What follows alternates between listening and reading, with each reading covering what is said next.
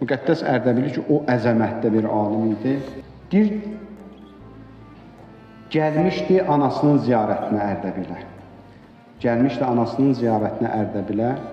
Gəldi, anasını ziyarət elədi, anasıyla hal-əhvallaşdı. Ondan sonra dedi ki, anacan, mənə icazə ver, burada, bu şəhərdə bir nəfər filankəs adlı bir filan adam var, mən gedib onu da ziyarət eləməliyəm. Anası dedi ki, oğlum, amanın günüdür, getmə o qapıya.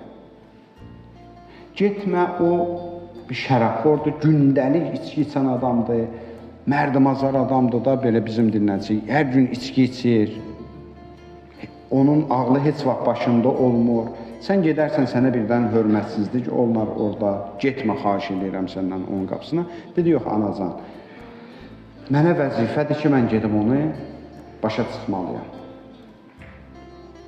Çıxdı evindən, gəldi, soraq elədi, o evi tapdı, gəldi qapıya çağırdı, çağıranda həmin o şəxsin atası çıxdı qapıya. Atası çıxdı, Müqəddəs Ərdəbilini tanıyır. Ehtiram elədi, ağa, xoş gəlmişsən bizim qapıya, nə əcəb səndən bizim qapıda. Dedi ki, gəlmişəm oğlumu ziyarət eləmək üçün. Ata dedi ki, ağa, amanın günüdür, mənim oğlum şərəfxordur, daim məst olur, ağlı başında olmur. Sənə qurban olum, hörmətsizlik olar sənə. İşin olmasın ondan görüşmə.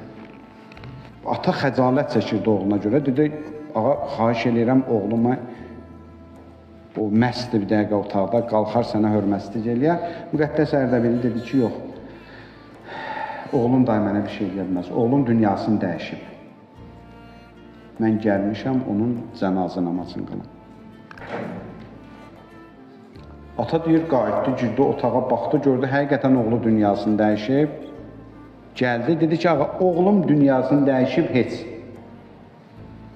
Zaten onun bir qiyməti yox idi mənim yanımda. Onun varlığı ilə yoxluğunun mənim üçün heç bir əhəmiyyəti yoxdur.